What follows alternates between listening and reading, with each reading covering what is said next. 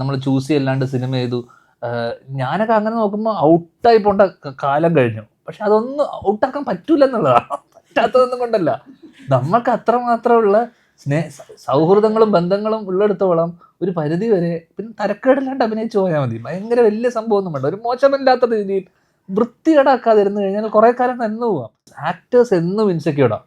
കാരണം ആക്ടർ എപ്പോഴും ഒരു ഡയറക്ടറിന്റെ വിളി കാത്തോ അല്ലെങ്കിൽ റൈറ്ററിന്റെ വിളി കാത്തോ നിൽക്കുന്ന ആൾക്കാർ. അവർ നമ്മളെപ്പറ്റി ചിന്തിക്കാതിരിക്കുമ്പോൾ നമുക്കൊന്നും ചെയ്യാൻ പറ്റൂല.